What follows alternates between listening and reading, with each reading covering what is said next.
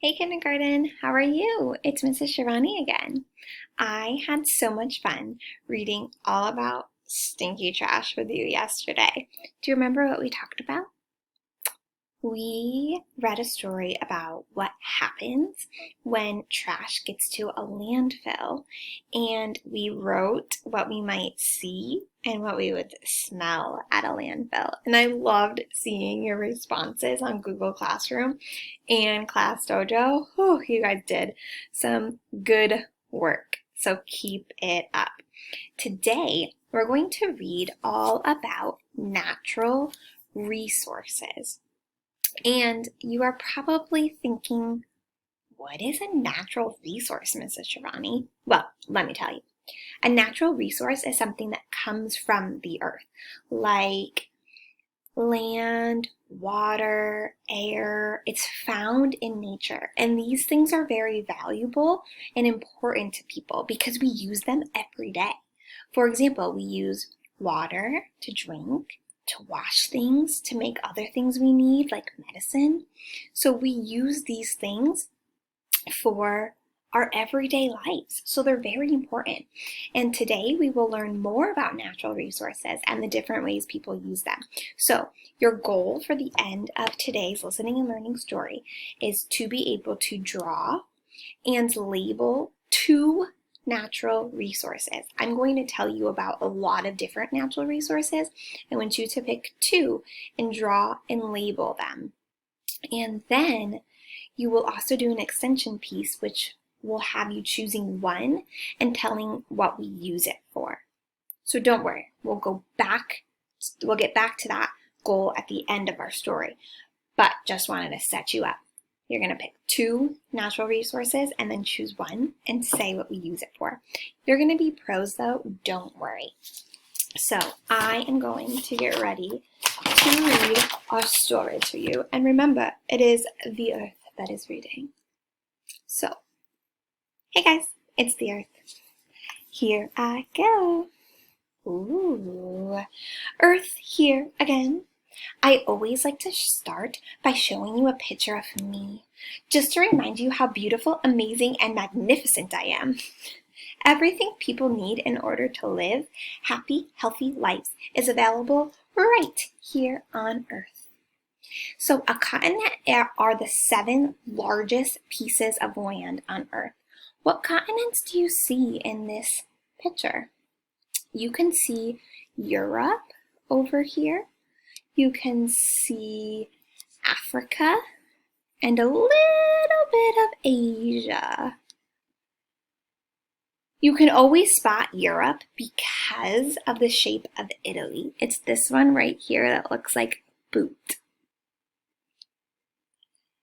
See the big brown area at the bottom of this picture? Down here. That's North Africa. It is almost completely covered by the Sahara Desert. So over here more.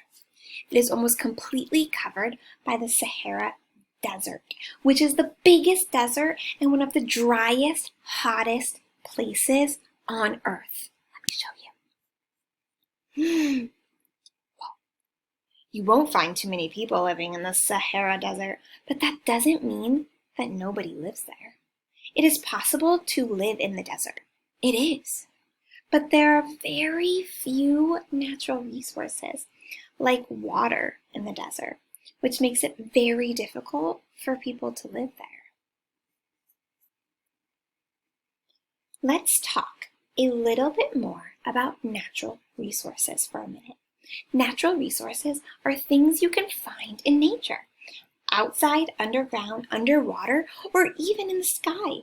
Natural resources are not made by people. Natural resources are part of me, good old Earth. There are 2 natural resources in this picture. Can you guess where they are? Hint, one is wet and the other is wood. Water and trees are 2 examples of natural resources that are very important and valuable. So here's water and here are the trees. That's a beautiful picture. Ooh. As I just said, one natural resource is water. Of course, one way we use water is to drink it, just as it is. Other things we drink, such as juice, soda, tea, also contain water. In what other ways is water a resource? We use water for baths, washing dishes, brushing our teeth, cooking, watering the garden, where we grow food, and the list goes on and on and on and on. Water is very important. Oh, here's some more. Trees are natural resources too. Okay, so we have water, now we have trees. This illustration shows us just a few things that come from or are made of trees. What else is made from trees? Ooh, okay, so let's look at this photo first. We have some maple syrup, tasty. Ooh, we have some tissue in a box here, a cardboard box. We have some tire, rubber. We have some cocoa. We have apples, come from a tree. Here's a pencil, a wooden pencil, a wooden chair, nuts right here, and some soap. What else comes from trees? Well, lots of things. Since trees are mostly wood, we use that resource to make all sorts of things. Like wood for houses, furniture, pencils, baseball bats, and a million other uses. Paper is also made from trees. Everything made out of paper comes from trees, including your notebook, napkins, cereal boxes, and other cardboard boxes, and the posters on the wall in your classroom. So many things come from trees. This is a pretty picture of trees, but I actually wanted to point out something else, the blue sky above the trees. Trees are also important because of their connection to another natural resource, air. You can't really see air, but it's all around you and everything else on Earth. Do you know that trees actually help keep the air clean and fresh for you to breathe? Amazing, right? All plants help clean the air, but trees are the biggest and best air cleaners. They take in the dirty air and put out nice, fresh oxygen, which your body needs to breathe and stay alive. Remember when we learned this, when we were learning about plants? Yeah. The more trees there are, the cleaner the air will be. If the air is too dirty, though, even the trees get sick. There are other important natural resources too. I'm going to zip through those pretty quickly just to give you an idea of the kinds of natural resources you can find scattered around on or inside the earth. But don't worry, I'm going to tell you more about them over the next few days. So we've already learned trees, water, and air. Let's see what other ones she lists that are natural resources. Soil. This picture was taken on a farm. What do you see? You can call it dirt if you want, but farmers call it soil. Soil is a natural resource, and it's where farmers plant their crops. Soil is made up partly of the decayed or rotten parts of dead plants and creatures. Worms help turn the dead things into new soil. It can take about 1,000 years to make 1 inch. It's just a tiny little bit of good soil. Without soil, you wouldn't have plants or vegetables. Whew. And I love plants and vegetables. Ooh. Do you know what? Here is a school of fish. A school is another name for a group of fish. Here's a school of fish. Fish are important natural resources too. Why? Because people and animals eat them. In fact, some animals eat nothing but fish. So soil, fish, coal, and oil. So here's coal. Hey, the blacksmith used coal and oil. Do you know what these two natural resources are?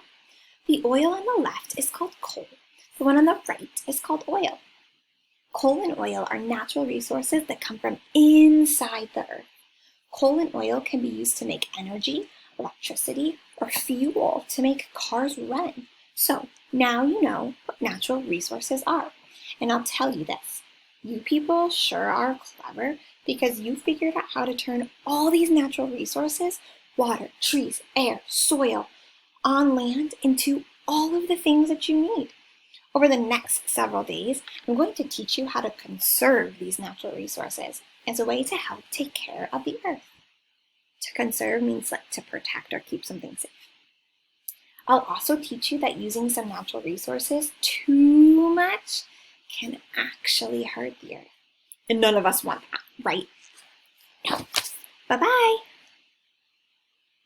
Guys, Mrs. Shawnee back again. So that was a great story. We learned so much about natural resources. That was the main topic of our story. What is a natural resource? It is something that is found in nature that's important to people and which they can use to make other things. So we find it in the earth and we use it to make important things. So it's natural resources are valuable to us. So remember, our goal for the end of this story was to be able to list or draw and label 2 natural resources. Draw and label 2 natural resources. So what were some natural resources?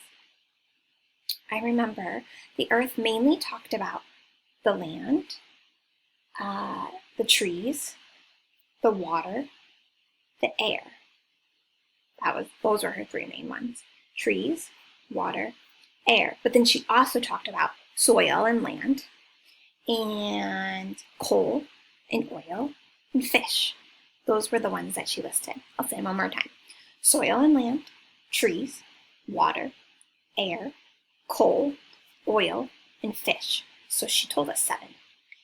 And how do people use some of these natural resources?